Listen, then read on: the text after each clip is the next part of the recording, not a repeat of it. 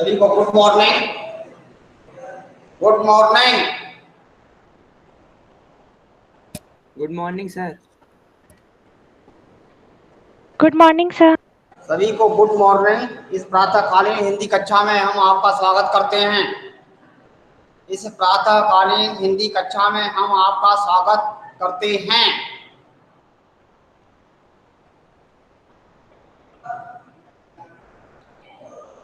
आपको आवाज सुनाई दे रही है, नहीं दे रही है? सुनाई दे रही है सर।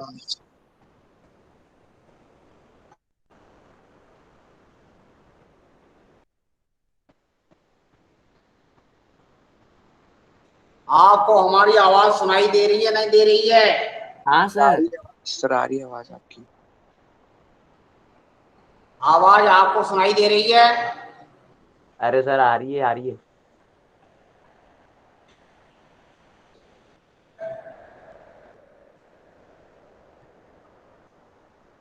आपको हमारी आवाज सुनाई दे रही है?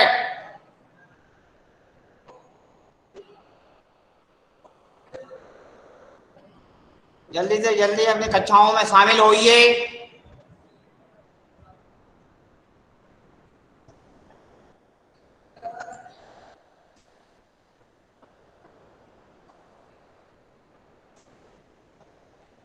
जल्दी से जल्दी आप अपनी कक्षाओं में शामिल हो जाइए। लिंक से जुड़ जाइए फटाफट।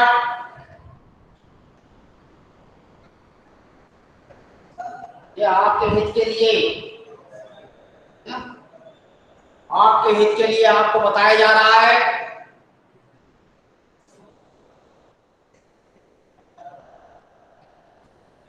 आप लोगों को हमारी आवाज सुनाई दे रही है, नहीं दे रही है? अभी तक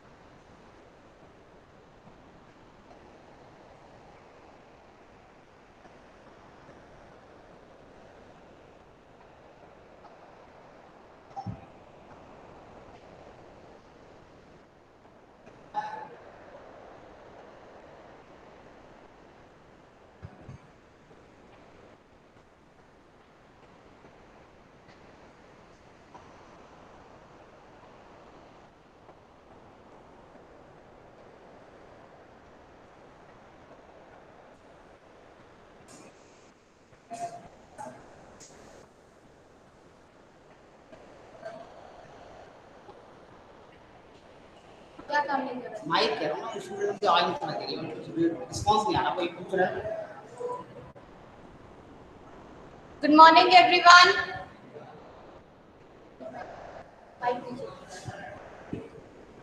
सभी को गुड मॉर्निंग।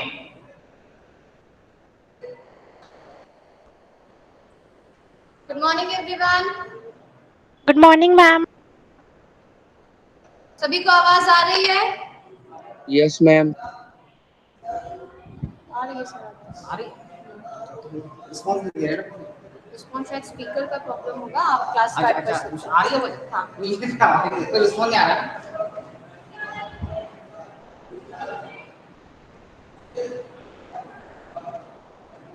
सभी को गुड मॉर्निंग। इस प्रातःकालीन हिंदी कक्षा में आपका स्वागत करते हैं। इसी के साथ आपका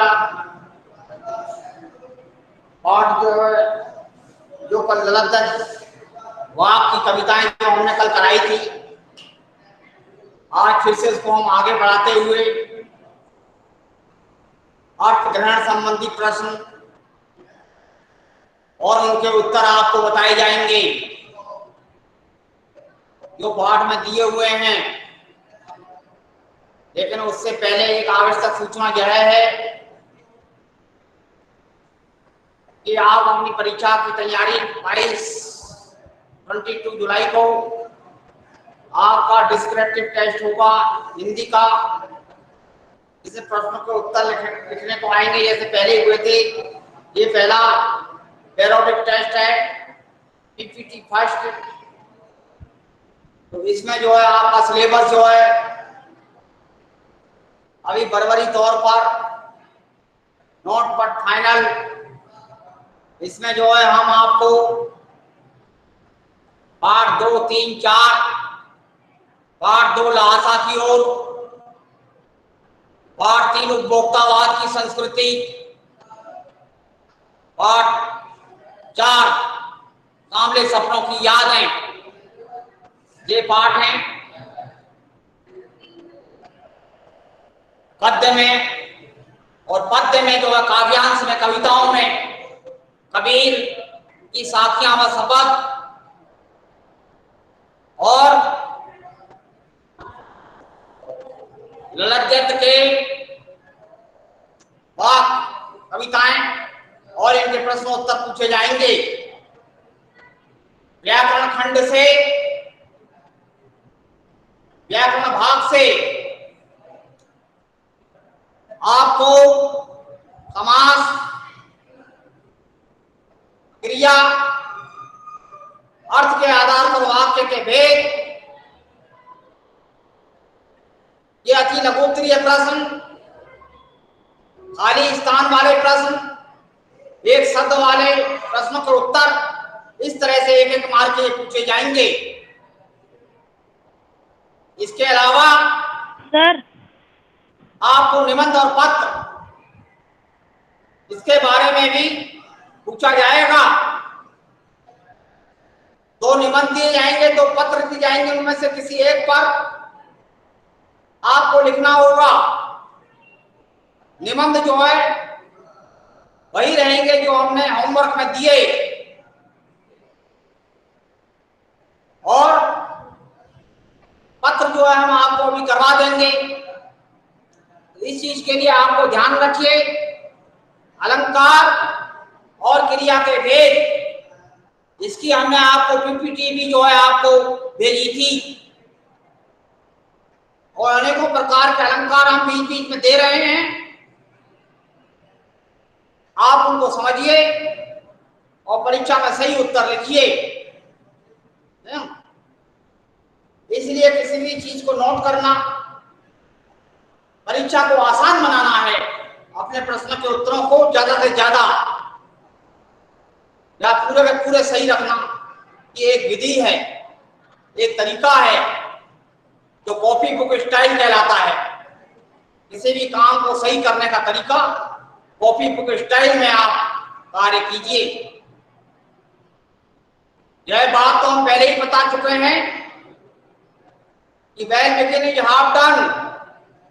कोई भी कार्य यदि योजनाबद्ध तरीके से, कोई भी कार्य यदि योजनाबद्ध तरीके से शुरू किया जाए तो यह समझिए कि हमारा आधा कार्य समाप्त हो गया।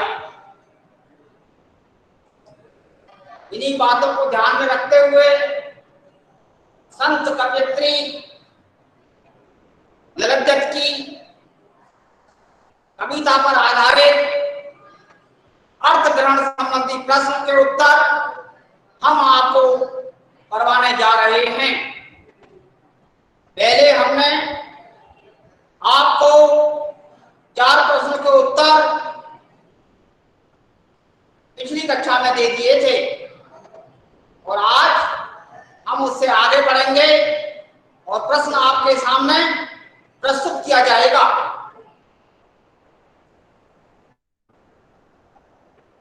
प्रश्न नंबर 5, बंद द्वार की सांकल खोलने के लिए ललज्जत ने क्या उपाय सुझाया है?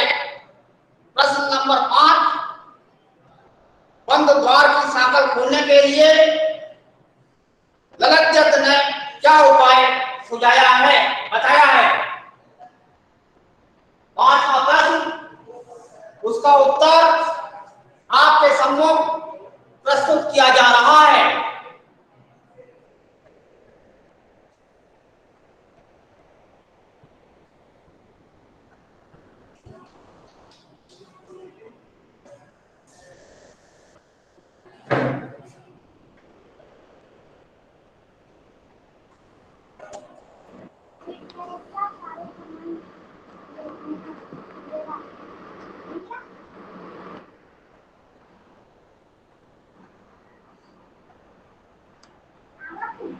ये देखिए, बंद द्वार की सांकल खोलने के लिए ललज्जत ने समानता का उपाय सुझाया है। कोई भी रास्ता किसी के लिए बंद ना रहे। समाज में ऊंच नीच का भेदभाव या धर्मांतरण, धर्म आडंबर, ये चीजें ना फैलें और मनुष्य अपनी संकीर्ण भावनाओं से ऊपर उठकर एक साम्यवादी दृष्टिकोण की ओर आगे बढ़े।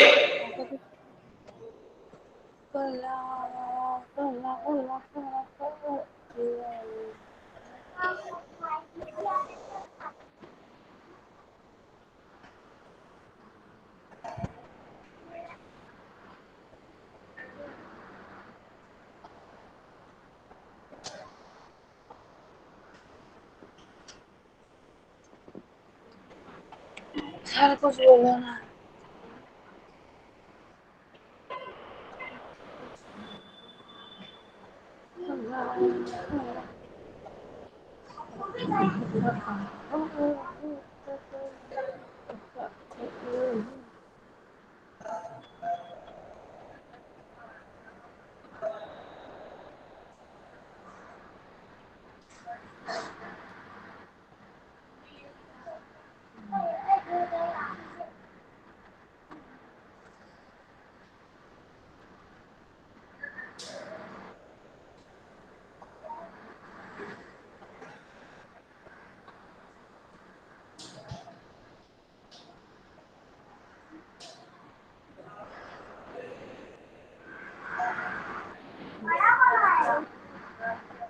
ऐसे गेस्ट में लेवल 4 होती थी गिल्ड है तो 45 है।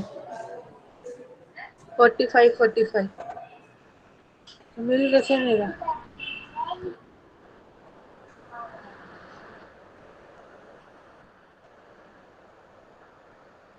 मिलेगा, पक्का मिलेगा, बाद में मिलेगा पर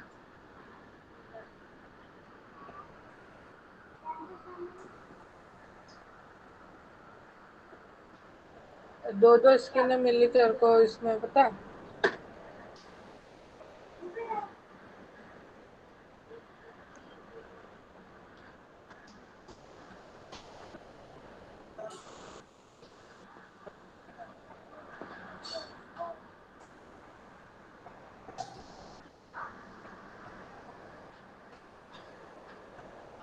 ऐसे डायमंड कार्ड मिला, क्या मिलेगा?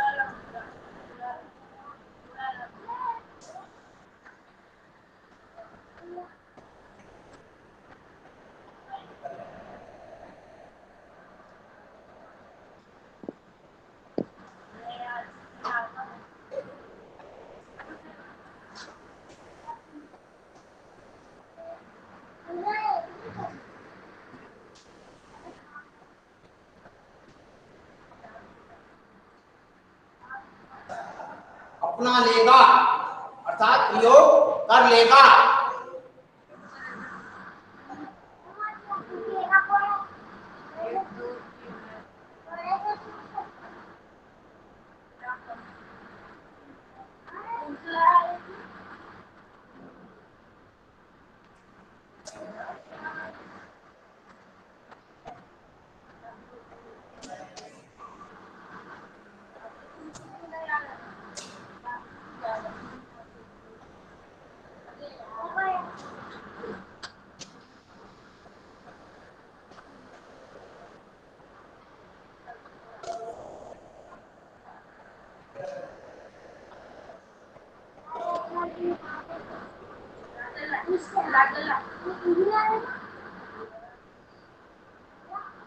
तो इस प्रकार से आत्मा प्रश्न हमने आपके सामने लिखा, ये आपको सुस्पष्ट दिखाई दे रहा होगा।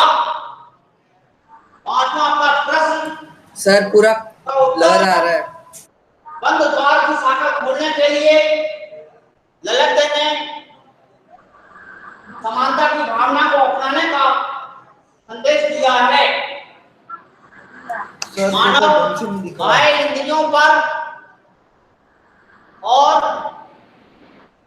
अंतःकरण को नियंत्रण करने में समभाव अपना लेगा, तभी उसको व्यापक चेतना होगी और उसका मन मुक्त हो जाएगा। आप खुद भी अनुभव करते हैं,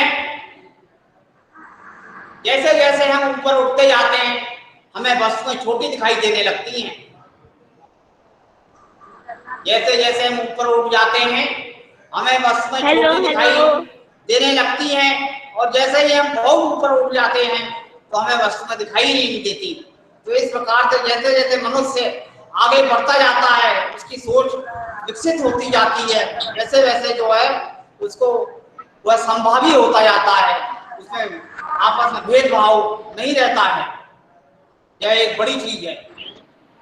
ये चीजें आपको बताई गई, तो इसमें आप उदाहरणों के द्वारा आपको स्पष्टीकरण करवाया जा रहा है, जिससे आप इसको आत्मसात कर सकें, अच्छी तरह से जो है समझ सकें। खाना खाने जा रहा हूँ। क्या बना?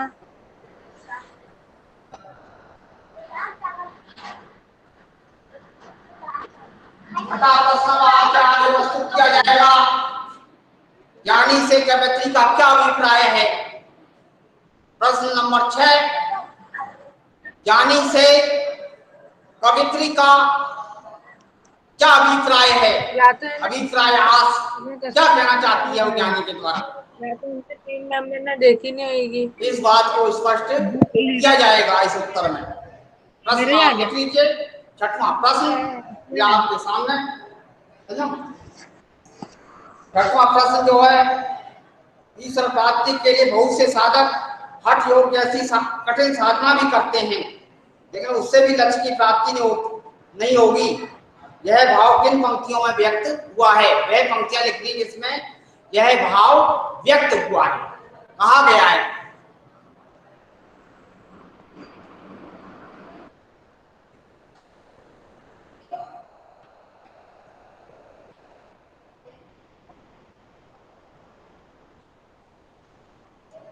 तो यह भाव जो इन पंक्तियों में व्यक्त हुआ है, ये पंक्तियां आई आपके सामने प्रस्तुत की जा रही हैं। आई सीधी राह से गई न सीधी राह, सुसुम सेतु पर खड़ी थी बीत गया दिन आहा, ये टोली कौड़ी न पाई माझी को तू क्या उतराई। तो इसमें जो है बात बताई गई है, तो इस प्रकार से इसका उत्तर डायरेक्ट आप इस पैराग्राफ को भी लिख सकते हैं। इन पंक्तियों में यह भाव है,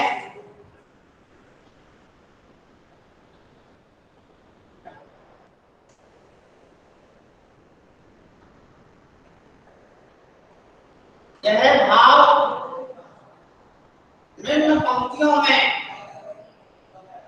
यह भाव निम्न पंक्तियों में निहित है। निहित का अर्थ है छिपा हुआ।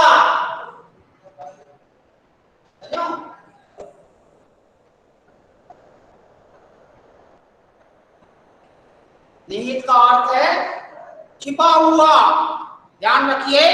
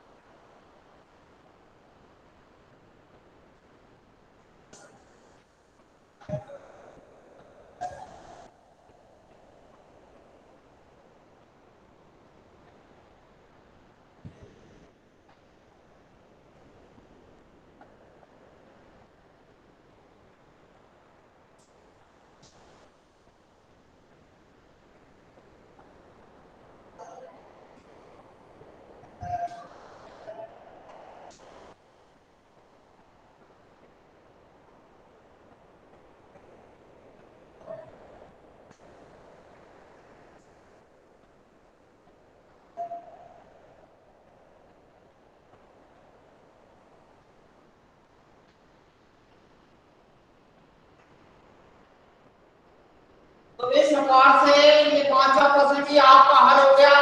प्रश्न नंबर 6, प्रश्न नंबर 6 आपके आगे प्रस्तुत किया जाएगा। जल्दी से जल्दी आप अपना अटेंडेंस भेज दिए। कक्षा में आपकी संख्या बढ़नी चाहिए, समझो। जो चीजें आपको बताई जा रही हैं, आपको आपका पाठ्यक्रम बताया गया है, सिलेबस बताया, पीपीटी टेस्ट के लिए क्या क्या आएगा, किस तरह का पेपर होगा, प्रश्न पत्र की रूपरेखा आपको स्पष्ट की गई है जी, समझो। इसमें जो है एक शब्द वाले सर एक बार वापस बताओ। 5 मार्क के होंगे, 5 into 1, 1 मार्क के लिए 1 अंक निश्चित किया गया है। और इसके बाद खाली स्थान, फिल इन द ब्लैंक, वो मेमोरी पर आधारित होते हैं। दूसरा वो भी 5 मार्क का है, एक के लिए 1 अंक है, 5 है, 10। 5 मार्क का आपके लिए एमसीक्यू, बहुविकल्पीय प्रश्न, इसमें 4 उत्तर होंगे और 1 उत्तर सही होगा। 1-1 मार्क का 1 रहेगा, 5 मार्क, 15 मार्क हो गए आपके। इसके बाद 2-2 अंक के 3 प्रश्न, इसके लिए 6 अंक हो गए, काव्यांश पर होंगे। 2-2 मार्क के 3 प्रश्न जो है ये काव्यांश से पूछे जाएंगे, जिनमें साखी और वाक, ये कविताओं पर आधारित प्रश्न होंगे। कबीर और ललज्जत, इन दोनों में से पूछे जाएंगे। तो इस प्रकार से आपका स्कोर कितना हो गया, 21। 21 के बाद 3-3 मार्क के 3 प्रश्न जो पाठों पर होंगे। पाठ 2, 3, 4 गद्य से, गद्य से, ध्यान रखिए, हिंदी क्षितिज भाग 1 गद्य से, पाठ 2, 3, 4, इससे से आपको प्रश्न पूछे जाएंगे। ये 3-3 अंक के होंगे और 3 करने होंगे, तो इससे 9 अंक हो, 9 मार्क हो गए आपकी। इस प्रकार से स्कोर आपका 30 हो गया। फिर इसके बाद 5 मार्क का निबंध और 5 मार्क का पत्र। इस प्रकार से कुल अंकों की संख्या 40, कुल अंक 40, 40। ध्यान रखिए, समय समय पर आपको महत्वपूर्ण सूचनाएं भी हम देते जा रहे हैं और उनसे अवगत कराते जा रहे हैं।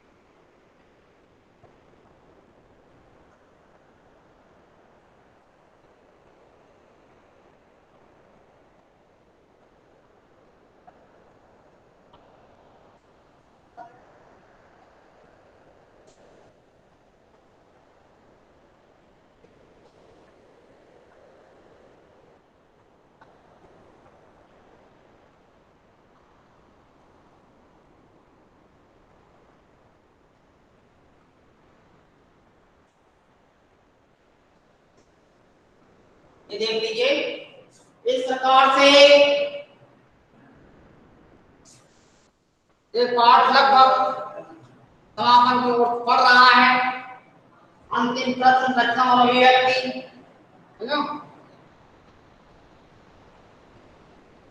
अंतिम प्रश्न अब रचना और अभिव्यक्ति का बचा है।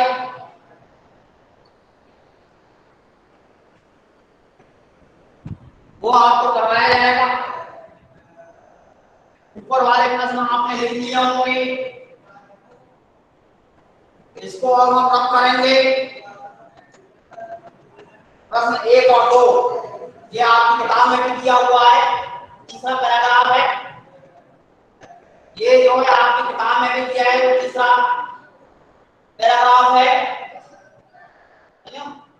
तीसरा स्टैंड और अवरचना और अभिव्यक्ति के प्रश्न। हम चाहते हैं कि जल्दी से जल्दी आप ये पूरा करें और इसके बाद पुस्तिका का जो पाठ आपका बचा है, जिसके प्रश्न उत्तर बाकी हैं, वो आपको करवाए जाएं। पुस्तिका से आपको सिलेबस थोड़ा दिया जाएगा, कुछ एक प्रश्न जो है उसका समाहित किया जाएगा, जोड़ा जाएगा। एक प्रश्न उस पाठ में से आएगा तो इस जल प्रलय में जो पुस्तिका का पहला पाठ है, इस प्रकार से आप देख रहे हैं रचना और अभिव्यक्ति।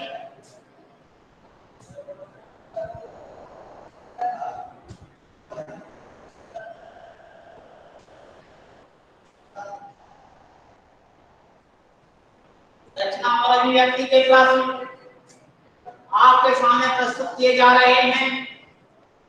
पहला प्रश्न है, हमारे संतों, भक्तों और महापुरुषों को बार बार चेताया कि मनुष्यों पर किसी प्रकार का कोई भेदभाव नहीं होता, लेकिन आज भी हमारे समाज में भेदभाव दिखाई देता है। इसमें का प्रश्न आपकी दृष्टि से इस कारण देश और समाज की को क्या हानि हो रही है ना? बड़ा ही ज्वलंत प्रश्न। आपकी दृष्टि में इस कारण देश और समाज को क्या हानि हो रही है, नुकसान हो रहा है? दो प्रश्न है।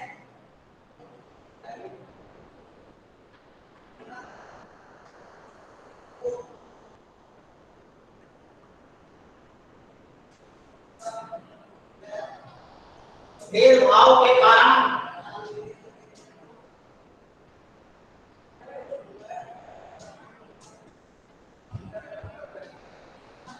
भेदभाव के कारण देश और समाज टुकड़ों में बंधा हुआ है।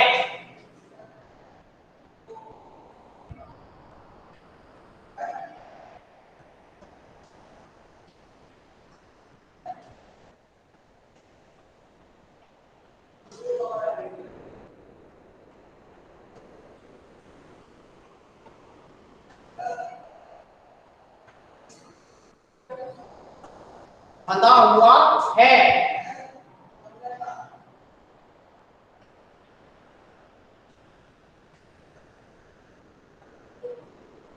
विभिन्न संप्रदायों,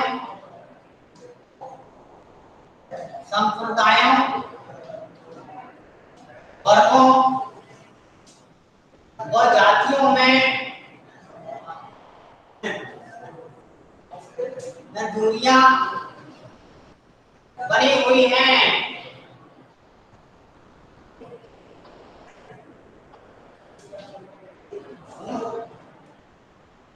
तो विभिन्न संप्रदाय और किसी धर्म को मानने वाला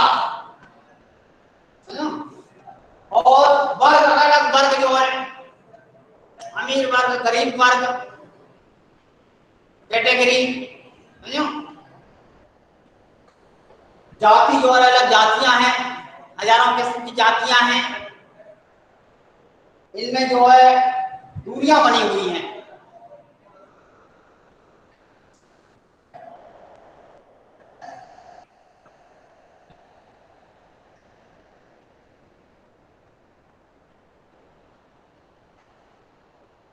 ये चीजें राष्ट्रीय एकता को कमजोर करती हैं। ये चीजें राष्ट्रीय एकता कमजोर करती हैं, कमजोर करती हैं। सुनियो, ये चीजें राष्ट्रीय एकता को कमजोर करती हैं। हमें समझना चाहिए कि यूनिटी इज स्ट्रेंथ, एकता ही ताकत है। यूनिटी इज स्ट्रेंथ, एकता ही ताकत है।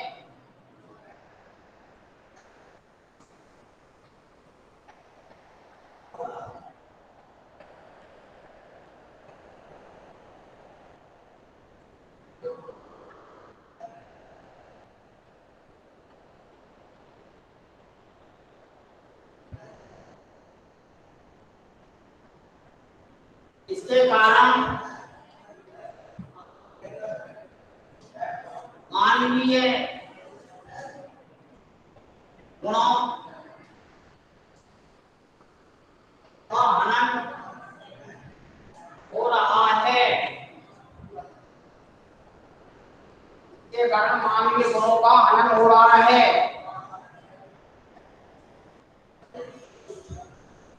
जैसे सहानुभूति,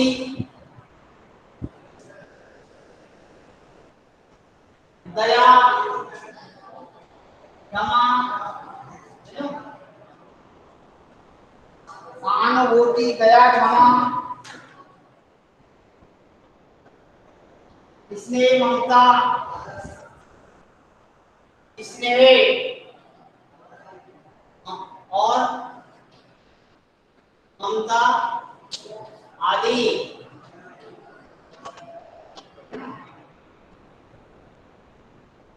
ममता आदि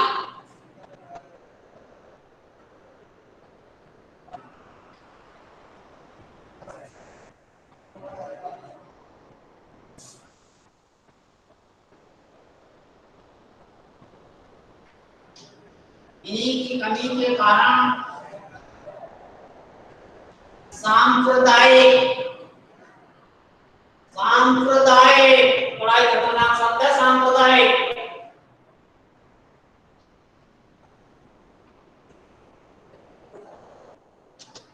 सांप्रदायिक दंगे हो रहे हैं। इसलिए कॉमनवेल्थ हार्मनी हर वर्ष मनाया जाता है।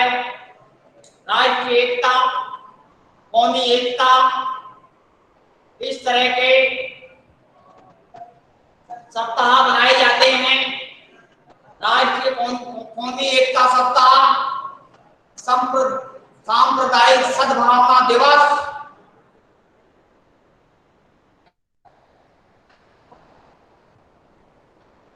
तो राजीव गांधी का जन्मदिन भी है, मनाया जाता है प्रतिवर्ष। कौमी एकता इंदिरा गांधी ने इसकी शुरुआत की थी।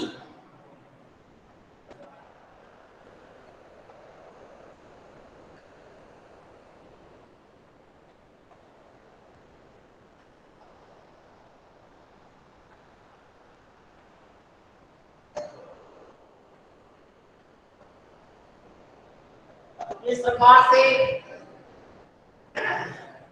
एक प्रश्न लगभग समाप्त हो गया। इसके बाद अगला प्रश्न हम आपको लिख रहे हैं, उसका उत्तर भी आप लिख लीजिए। रचना और अभिव्यक्ति का दूसरा प्रश्न, आपसी भेदभाव को मिटाने के लिए अपने सुझाव दीजिए।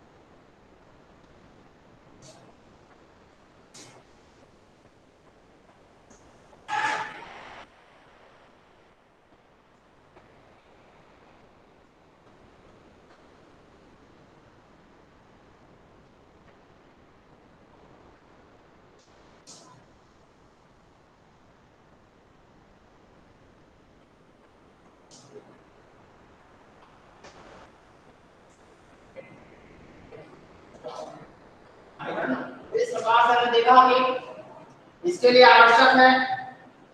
हो गया ना क्लास? चल रहा है। टाइम है। आप थोड़ा ले लीजिए। आ जाओ अब आराम से इसको कंप्लीट कीजिए। बस अब एक मिनट काम होगा। लोगों को मानवीय गुणों, सहानुभूति, दया, स्नेह, क्षमा, वैराग्य, एकता का महत्व बताना होगा, है ना?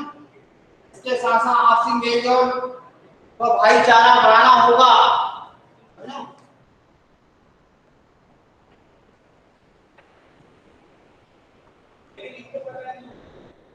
जातिवाद हटाना होगा,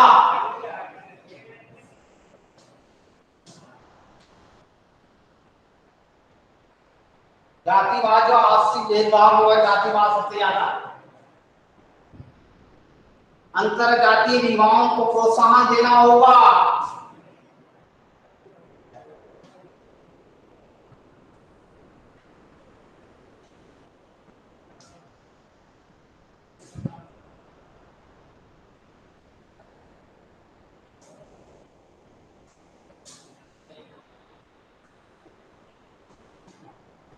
इस प्रकार से हम इसमें लिख सकते हैं, बहुत कुछ लिख सकते हैं जो आपके सम्मुख हमने प्रस्तुत किए।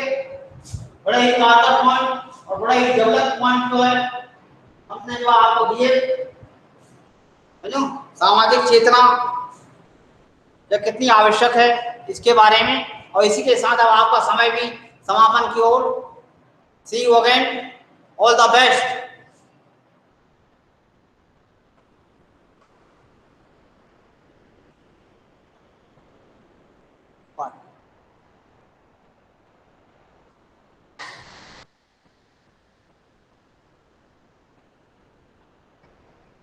Yes, you are.